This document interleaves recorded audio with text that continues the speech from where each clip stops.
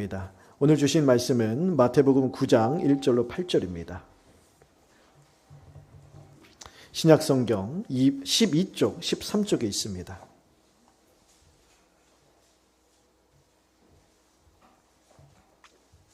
마태복음 9장 1절로 8절까지의 말씀 우리 한 절씩 교독하도록 하겠습니다.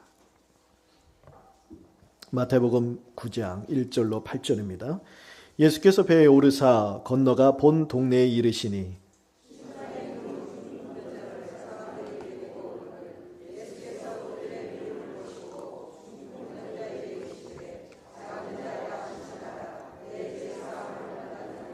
어떤 서기관들이 속으로 이르되 이 사람이 신성을 모독하도다.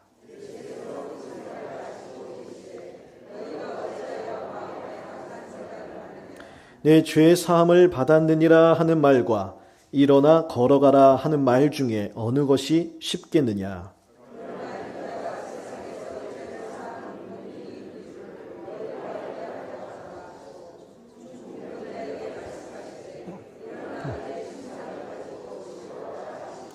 그가 일어나 집으로 돌아가거늘 무리가 보고 두려워하며 이런 권능을 사람에게 주신 하나님께 영광을 돌리니라. 아멘. 마태복음 5장에서 7장까지 보시면 이제 산상수훈이라고 우리가 이야기하죠. 예수께서 이제 산에 올라가셔서 가르치시는 내용들이 기록되어 있습니다. 예수님은 하나님이세요. 그러니까 예수님이 이 땅에 오셨다라는 것은요, 하나님이 이 땅에 오신 것이죠. 그래서 하늘에 있는 하나님 나라가 우리 가운데 이루어진 거예요. 그래서 예수님께서 산상수훈, 즉 산에 올라서 가르쳐 주신 말씀은 하나님 나라가 이 땅에 임했기 때문에 그 나라를 살아가는 사람들은 어떻게 살아가야 하는가, 어떤 모습인가, 하나님 나라를 살아가는 사람들을 통하여 하나님 나라가 어떻게 이루어지는가에 대해서 자세하게 가르쳐 주시는 내용이에요. 자, 이제 산상수훈이 마태복음 7장까지 다 끝납니다. 그리고 8장에 가잖아요. 그러면 예수님께서 산에서 내려오세요. 예수님은 하나님이시죠. 예수님이 산에서 내려오셨다는 것은 하나님 나라가 산에서 내려옵니다. 산에서 내려와 인간 세상을 만나요. 예수님이 산에서 내려오셔서 만난 인간의 세상은요, 너무나도 비참했어요. 그래서 마태복음 8장에 시작되자마자 산에서 내려오신 예수님이 만난 사람들은요, 나병 환자예요. 중풍병에 걸린 사람들이에요. 베드로의 장모가 열병에 걸려 있습니다. 그리고 귀신 들린 자들, 여러 가지 질병에 걸린 자들, 예수님이 그들을 다 만나주세요. 하나님 나라가 이 땅에 임했는데 이 땅의 모습은요, 죄와 사망 가운데 억눌려서 여러 질병과 여러 고난과 가난으로 인하여서 신음하고 병들어 있는 세상이라는 것이죠. 그 세상 가운데 하나님 나라가 임하셨습니다. 어둠 가운데 빛이 임했다는 거예요. 그래서 예수님께서 다 고쳐주세요. 나병 환자 고쳐주시고, 이 백부장의 하인인 중풍병자를 고쳐주시고, 베드로의 장인이 열병에 걸렸을 때 가서 고쳐주시고, 귀신을 내쫓으시고 여러 병자들 다 고쳐주세요. 그러면서 하나님 나라가 이 땅에 임했다라는 것을 눈으로 보여주시는 것이죠. 그리고 오늘 마태복음 9장으로 연결이 됩니다. 1절에 보시면 예수님께서 배에 올라 건너가 본 동네에 이르렀다라고 기록을 하고 있어요. 이게 본 동네는 어디냐면 이 앞에 나온 동네라는 거예요. 그러니까 마태복음 8장에 보시면 예수님께서 가버나움이라는 동네에 가셔서 백부장의 하인이 중풍병에 걸려 있었거든요. 이제 그를 고쳐주십니다. 그러나서 이제 8장 후반부에 보면 배를 타고 건너편으로 가서 거라사 지방으로 가세요. 거기서 귀신 들린 자를 이렇게 고쳐주세요. 그 동네 사람들이 예수님을 영접하지 않고 떠나라 해요. 그래서 예수님께서 다시 배를 타시고 원래 동네로 돌아가셨다는 거예요. 즉 가버나움으로 다시 돌아가셨다는 거예요. 자, 가버나움으로 예수님이 오셨습니다. 수많은 사람들한테 소문이 퍼졌어요. 예수님이 이런 사람 고쳐주시고 저런 사람 고쳐주시고 귀신 쫓아주시고 여러 병든 사람 다 고쳐주셨더라. 소문을 듣고 사람들이 예수님께 몰려듭니다. 나도 고침을 받고 싶고 진짜 그렇게 고치는가 보고 싶고 궁금하니까 사람들이 가득 몰려들어요. 예수님이 어느 집안에 들어가셨는데 사람들이 너무 많이 와서 문전성시를 이루어서 발 디딜 틈이 없는 거예요. 근데 그때 한 중풍병자가 그 소문을 듣습니다.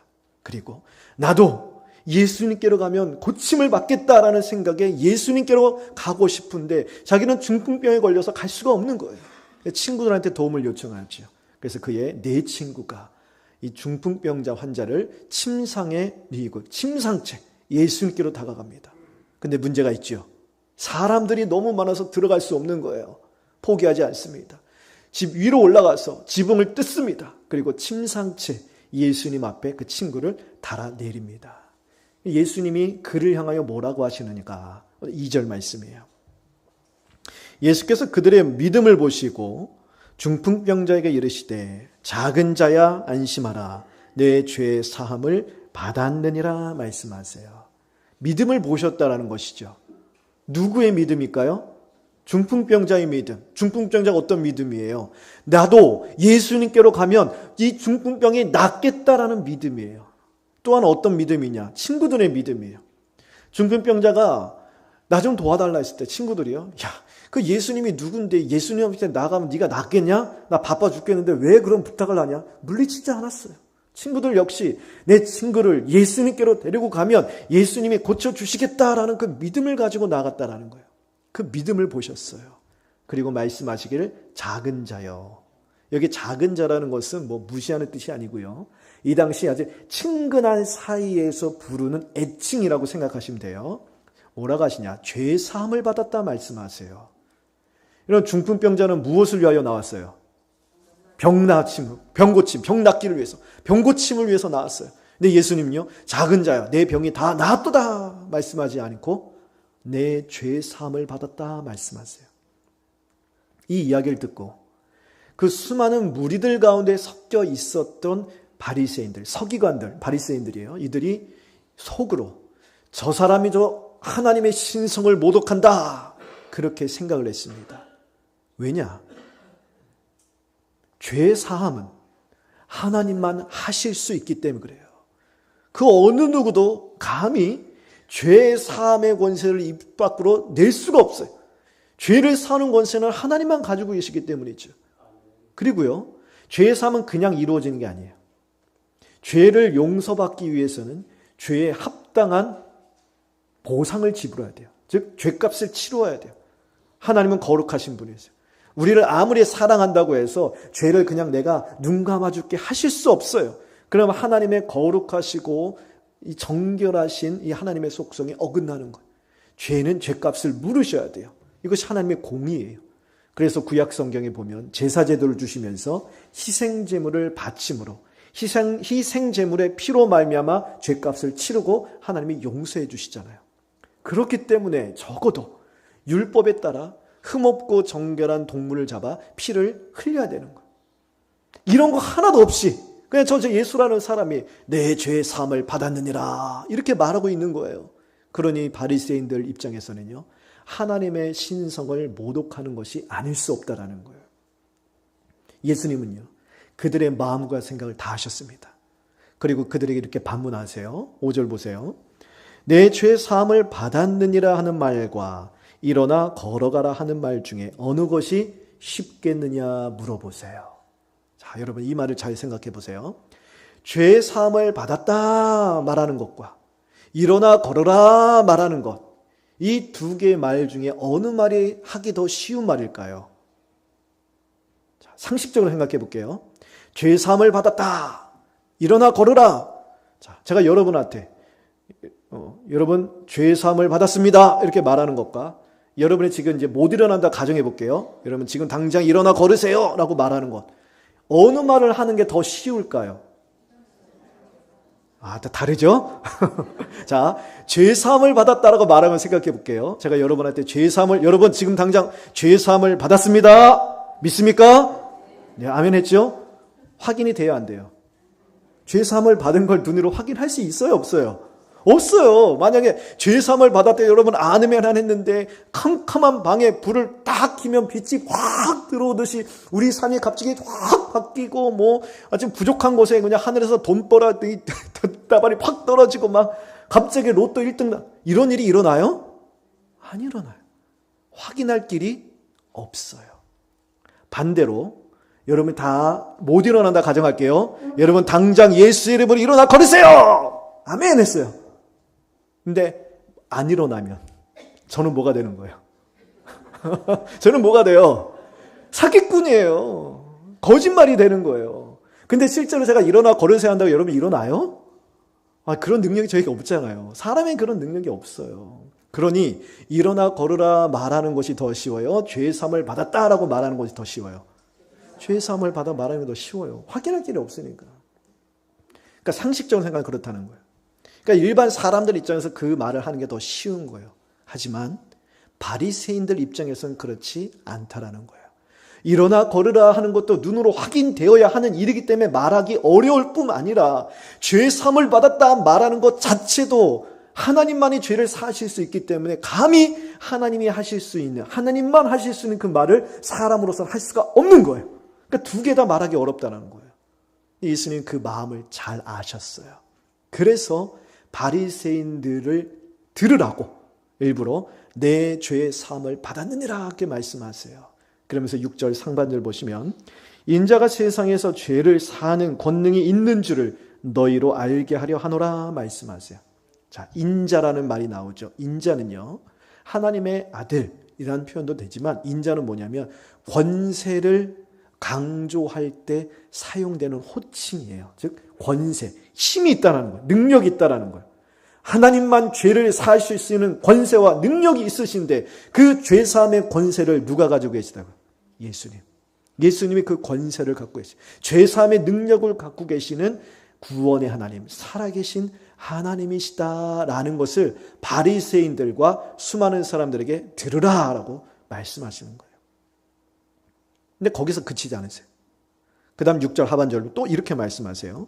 중풍병자에게 말씀하시되 일어나 내 침상을 가지고 집으로 가라. 자, 죄사함을 받았다라고 말씀하신 뿐만 아니라 사람들이 생각하기에 일어나 걸으라라고 말하는 것이 참 어려운 말인데, 할 수 없는 말인데, 그런데 예수님이 그 말도 하시는 거예요. 그리고 말만 하시는 것이 아니라 7절에 보니까 실제로 그 말을 듣고 중풍병자가 일어나 걷게 됩니다. 예수님은요, 실제로 중풍병자를 이렇게 세워주시면서 바로 전에 말씀하신 내 죄 사함을 받았느니라 하는 말이 빈말이 아니었음을 보여주시는 거예요. 일반적으로 사람들 생각할 때는요, 일어나 걸으라라고 말하면 실제로 일어나야 되잖아요. 눈으로 확인할 수 있는 문제잖아요. 그런데 일어나 걷지 못하면 거짓말이 되고 사기꾼이 되는 문제인데, 그래서 하기가 어려운 말인데 예수님은 그 어려운 말씀을 하시고 그 말씀대로 중풍병자가 일어나 걷습니다. 그러니 사람들 보기에 놀라는 거예요. 야, 저 사람이 누구간데, 저 예수님이 누구간데 예수님의 말씀 한마디에 저 중풍병자가 일어나 걷는구나. 저분의 말씀에 능력이 있구나. 그렇다면 이전에 말씀하신 내 죄의 사함을 받았느니라는 그 말씀에도 능력이 있겠구나. 정말로 우리 죄를 사해 주시는구나. 이걸 깨닫게 하시는 거예요. 이처럼 예수님은 죄를 사하는 권세를 가지신 하나님이심을 보여주시기를 원하셨던 거예요. 그래서 8절에 보면 무리가 보고 두려워하여 이런 권능을 사람에게 주신 하나님께 영광을 돌린다고 기록되어 있죠. 하나님만이 하실 수 있는 죄를 사해 주시는 능력을 이 예수, 나사렛 예수도 갖고 있구나. 하나님께로부터 온 사람이구나. 하나님께 영광을 돌렸다는 거예요. 여러분, 성경은요, 우리 이 삶을 살아가면서 우리에게 찾아오는 모든 질병 그리고 죽음이 죄에서 비롯된 것이라고 가르칩니다. 시편 130편 2절과 3절 말씀 한번 보겠습니다.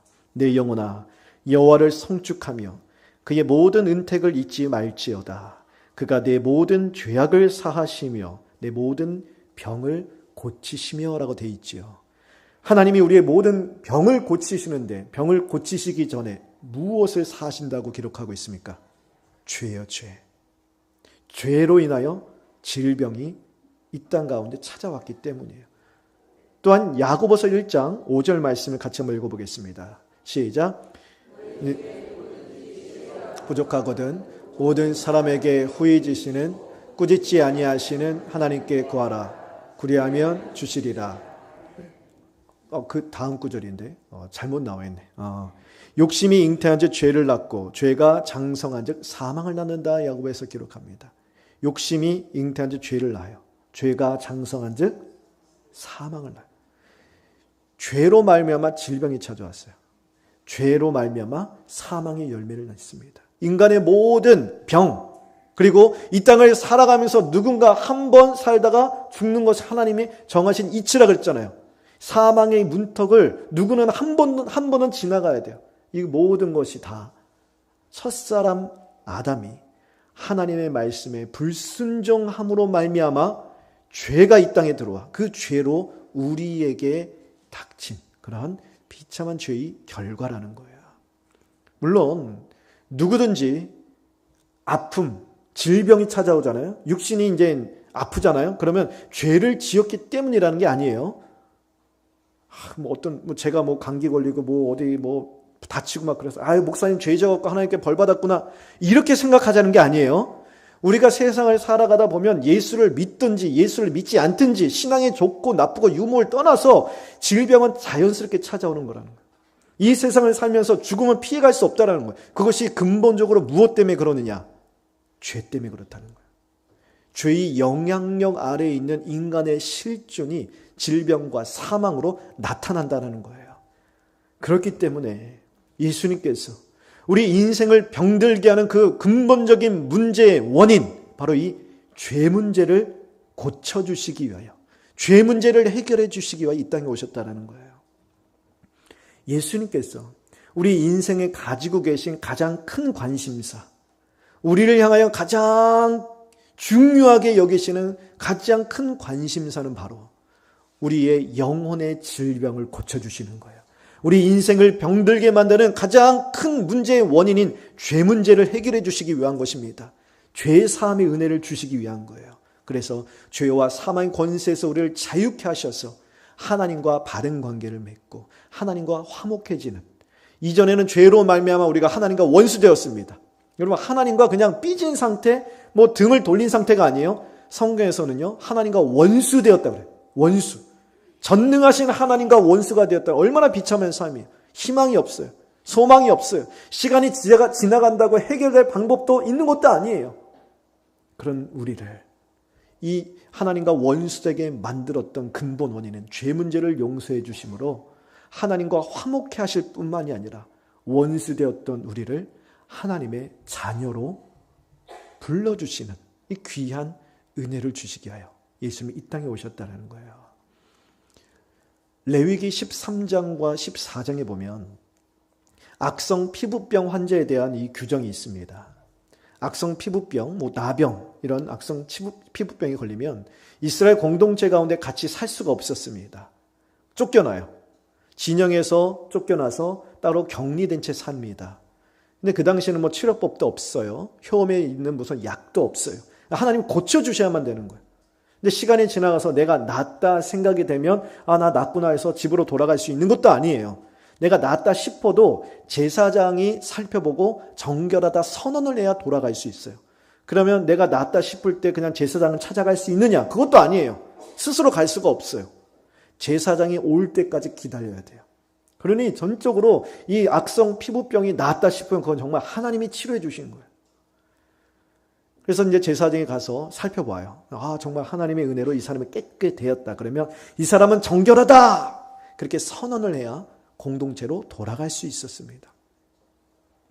이와 마찬가지로 죄인된 우리도 그리스도 예수로 말미암아 의롭다 칭해 주시는 하나님의 이 공의로운 선언이 있어야만 영원한 하나님 나라의 공동체로 들어갈 수 있다는 거예요.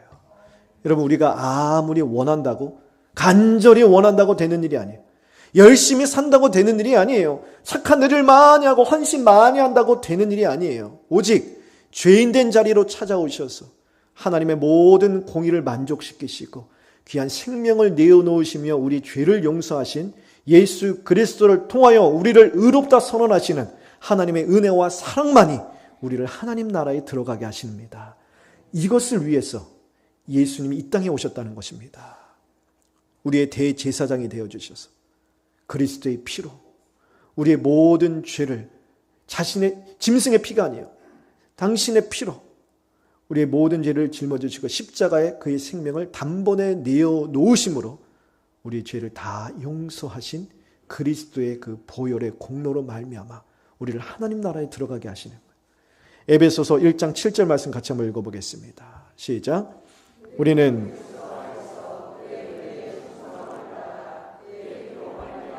속량 곧 죄사함을 받았느니라. 우리는 우리의 모든 죄를 다 덮고도 남는 그리스도의 피의 대속의 은혜로 속량 곧 죄사함을 받았습니다. 죄사함을 받아서 영생을 누리죠. 하나님과 화목한 관계를 누립니다. 하나님과 그리스도와 연합하여 하나님의 자녀가 되었습니다. 이처럼 예수님은 영적 병자인 죄인을 부르시고 죄사함의 은혜로 우리를 구원하시는 구원의 하나님, 살아계신 하나님이세요. 우리가 예수님께 감사해야 할 이유가 많이 있죠. 우리 인생을 돌아볼 때 예수님께서 우리에게 베풀어 주신 수많은 은혜들이 있어요. 그래서 우리가 예수님에 대하여 감사할 때, 우리에게 행하신 일을 기억하고 생각하며 감사할 때 무엇보다도 가장 먼저 감사해야 할 것이 있다면 그것이 바로 이것이에요. 죄사함의 은혜예요. 구원의 은혜. 나의 죄를 속량하시고 하나님 자녀 삼아주신 죄사함의 은혜. 그 대속의 은혜로 말미암아 우리 인생의 근본적인 문제, 내 힘으로 해결할 수 없는 근본적인 문제인 죄 문제, 이 죽음의 문제가 해결돼 우리가 영생을 얻습니다. 하나님의 자녀가 되는 거예요. 우리 인생의 방향이 바르게 설정되는 거예요. 이전에는 하나님과 원수되었기 때문에 무엇을 하더라도 하나님이 원치 않는 길로 나아간다고요. 어떤 일을 하든지 간에 죄의 값만 쌓여간다고요. 그런 우리의 인생길을 하나님이 원하시는 길로 돌려주시는 거예요. 하나님과 동떨어져 있어서 하나님께로 나아갈 수 없는 큰 죄의 간격이 있었는데 예수 그리스도께서 길이요 진리요 생명이 되어주셔서 그리스도로 말미암아 하나님께 나아갈 수 있는 인생의 바른 길이 우리 앞에 놓여졌다는 것입니다. 이것이 주님께로부터 받은 가장 큰 선물이에요. 우리가 하나님께 주님께 받을 수 있는 여러 귀한 선물들이 많이 있는데 가장 큰 선물이 뭐냐? 죄사함의 은혜라는 것입니다. 그래서 사도 요한이요, 요한일서 3장 1절에 이렇게 이야기해요. 보라, 아버지께서 어떠한 사랑을 우리에게 베푸사 하나님의 자녀라 일컬음을 받게 하셨는가? 우리가 그러하도다. 어떠하다고요? 큰 사랑을 받았다. 놀라운 사랑, 죄사함의 은혜와 사랑을 받았다는 거예요. 우리의 자녀들이 우리 부모된 우리에게 감사할 때, 그 감사를 들을 때 부모가 가장 기쁜 감사가 뭘까 생각을 해봤어요. 제 개인적으로 우리 자녀들이 이제 부모에게 이게 막 고맙다는 이야기 많이 하잖아요. 예를 들어서 뭐 자기가 원하는 거 사줬을 때 아빠 고마워, 용돈 주면 용돈 줘서 고마워, 같이 놀아줘서 고마워, 뭐 이거 해줘서 고마워, 여러 고맙고 감사하다는 이야기 많이 하죠. 그 이야기를 들을 때 기분이 좋잖아요. 그런데 가장 기쁜 감사가 무엇인가? 제 개인적으로는 저희 아들이 아빠가 내 아빠여서 너무 좋아. 내가 아빠의 아들이어서 너무 좋아. 저희 둘째가요, 딱 한 번 이런 말 했어요.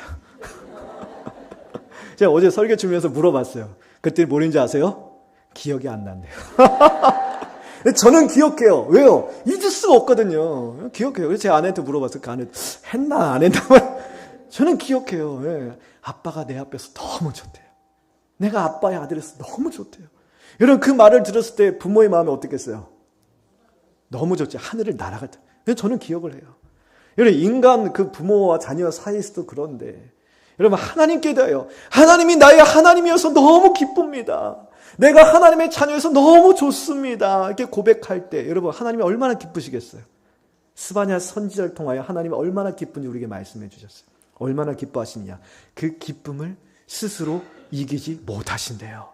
그만큼 기뻐하신다는 거예요. 그래서 우리가 하나님 앞에 가장 감사하고 예수님께 가장 감사할 수 있는 최고의 감사는요, 바로 하나님의 아들됨에 감사해요. 하나님이 우리의 하나님 되심에 대한 감사예요. 나의 죄를 씻으시사 하나님의 자녀 삼아주신 죄사함의 은혜, 구원의 은혜에 대해서 노래하고 감사하는 거예요. 여러분, 앞으로 감사 찬양하실 때, 감사의 기도를 하실 때 또한 감사 헌금하실 때도 마찬가지예요. 무엇보다 먼저 이 죄사함의 은혜에 대해서 감사하시길 바랍니다. 우리가 죄사함의 은혜에 대해서 감사하면 감사할수록 우리 심령 가운데 하나님을 경외하는 마음이 충만하게 됩니다. 시편 130편 4절 말씀 같이 읽어보겠습니다. 시작. 그러나 사유하심이, 여기 사유하심이라는 말은요, 죄사함을 가리킵니다. 죄사함은 하나님께 있다는 이야기예요. 우리의 죄를 사해 주신 하나님을 하나님께 감사하는 자는 하나님을 경외하는 마음이 그만큼 더욱 충만케 된다는 것이죠.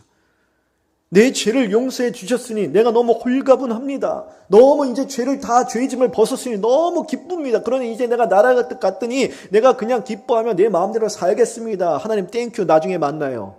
그게 아니라 죄를 사해 주신 하나님을 경외하게 된다는 거예요. 경외한다는 것은요, 두려워한다는 것이 아니라 존중한다는 거예요.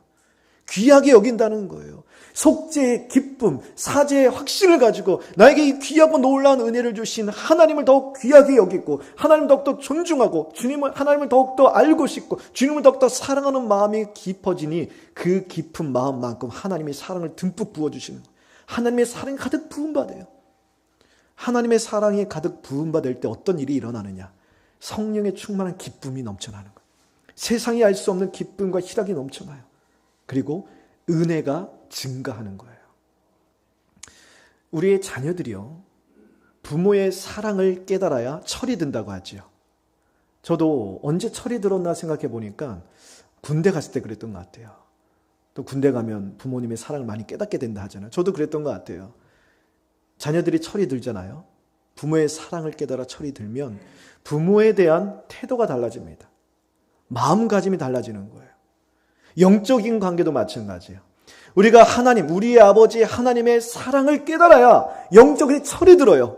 영적으로 철이 들면 어떤 일이 일어나느냐? 하나님을 향한 마음가짐이 달라지고 하나님을 향한 태도가 달라지는 거예요. 하나님이 나 같은 죄인을 향하여 얼만큼 기다리셨고 어떻게 참아오셨는지, 독생자를 아끼지 아니하시고 십자가에 내어주시면서 나의 죄를 용서해 주신 그 사랑이 얼마나 귀하고 높고 놀라운지, 깊은지 넓은지 긴지, 그 사랑을 알 때 영적으로 철이 드는 거예요. 은혜를 받아야 변하는 거예요. 사랑을 경험하고 사랑을 맛보아야 변하는 것입니다. 그럴 때 날마다 하나님 나라의 신령한 은혜를 맛보면서 베드로후서 1장 10절의 말씀처럼 우리의 부르심과 우리의 택하심을 굳게 하며 바른 믿음 위에 서는 역사들이 일어나는 것이죠. 이것이 하나님의 백성이 이 땅에서 누릴 수 있는 최고의 은혜의 경험입니다. 우리 모두 죄사함의 은혜를 기억하고 감사하며 이 최고의 은혜를 날마다 누리게 되기를 간절히 바랍니다. 오늘 말씀을 다시 보시잖아요. 죄를 사해 주신 예수님은요, 우리의 영혼뿐만이 아니에요. 육신의 질병에까지 관심을 가지시고 그 육신의 질병까지 치유해 주신다라는 사실을 보게 됩니다. 오늘 예수님께서 중풍병자에게 내 죄사함을 받았다라고 말씀해 주셔요. 거기서 끝나지 않죠. 그리고 일어나 걸으라 말씀하세요. 영적인 질병뿐만이 아니에요. 육신의 질병까지 고쳐주신다는 거예요.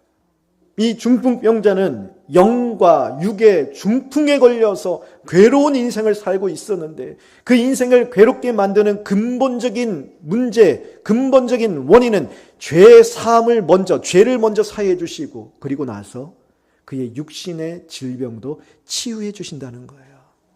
우리에게도 마찬가지예요. 우리의 죄와 죽음의 문제를 해결해 주신 예수님은요, 우리의 육신의 문제도 해결해 주실 수 있는 권세가 있으신 줄 믿습니다. 우리 영혼만 치유해 주시는 게 아니에요. 육신도 치유해 주세요. 육신의 결핍도, 육신의 아픔도, 우리의 삶의 모든 괴로움도 주님은 다 치유해 주실 수 있는 놀라운 권세가 있으신 살아계신 하나님이십니다. 그러므로 우리 구원자 예수 그리스도께 나아가서 우리 모든 결핍도 다 내어놓고 아픔도 다 아뢰시며 나의 죄를 용서해 주신 그 놀라운 권세로 나의 삶의 아픔도, 육신의 질병도, 내 자녀의 모든 괴로움도 다 고쳐달라고 간절히 구하시게 되기를 바랍니다. 마치 중풍병자와 그의 친구들이 예수님께로 가면 내 문제가 해결받는다라는 그 믿음을 가지고 나아갔듯, 내가 예수님께로 나아가면 내 모든 문제가 해결받는다, 내 모든 아픔이 치유되고 슬픔이 변하여 기쁨이 되고 삶의 공감이 회복된다라는 믿음을 가지고 주님께로 나아가십시오. 주님께로 나아갈 때 주님께로 나아가는 모든 길을 가로막는 환경의 한계를 뛰어넘고 나아가세요. 오늘 중풍병자 친구들 보세요. 예수님께로 나아가면 내가 고침을 받겠다 믿음을 가지고 나아갔지만 한계가 있었습니다. 사람들이 너무 많은 거예요. 갈 수가 없어요. 포기하지 않습니다. 내가 주님께로 나아가야 되겠다는 믿음을 가지고 지붕을 뚫고서라도 주님 앞에 나아갔어요. 고침을 받았습니다. 여러분, 내가 주님 앞에 나아가려고 결단하고 주님을 바라보려고 기도를 하려고 하면 할수록 그 주님을 바라보지 못하도록 가로막는 여러 가지 환경의 한계들이 있을 수 있습니다.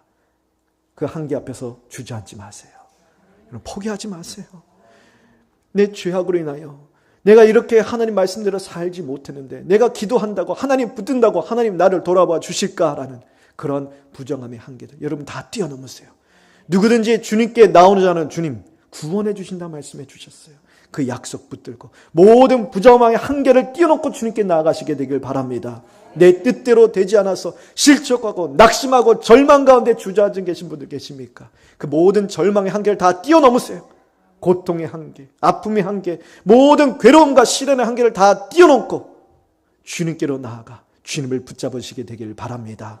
그럴 때 연약하여 쓰러져 있던 손과 발로 상하고 병든 침상을 들고 일어나는 치유의 역사가, 모든 곤고한 것들이 해결되는 회복의 역사가 이루어질 줄 믿습니다. 만일이에요. 비록 그렇게 간절히 구하는데도 불구하고 육신의 질병이나 내 삶의 아픔을 치료해 주시지 않고 내 삶의 공고한 것들을 회복시켜 주시지 않는 것처럼 보일지라도요, 절대로 낙심하지 마세요. 만일 그렇다면 예수님은 우리의 육신의 질병보다 우리 영혼의 질병에 더 관심을 두고 계시다는 거예요. 우리의 영혼을 먼저 다루시기를 원하신다는 거예요. 우리의 영혼을 먼저 소생시키시길 원하시는 거예요. 오늘 중풍병자 보세요. 죄사함의 문제를, 죄사함의 은총을 주시고 나서 그리고 이렇게 세워주셨어요. 이처럼 우리의 심령을 먼저 소생시켜 주시고 하나님과의 우리의 관계를 먼저 회복시켜 주시고 우리 영이 되살아나고 우리 심령이 소생되게 해 주실 때, 그때 우리 육신의 모든 아픔도 치유해 주실 줄 믿습니다. 이 영광스러운 소망 우리 앞에 있어요. 그러면 이 장래의 소망을 바라보시면서 여러 환경의 한계를 뛰어넘어서 믿음으로 주님을 붙드시게 되기를 바랍니다. 라파이 하나님 치료의 주님께서 우리 육신과 삶과 가정과 일상의 모든 병들고 아픈 부분을 치료해 주시고 회복시켜 주실 줄 믿습니다. 기도하겠습니다.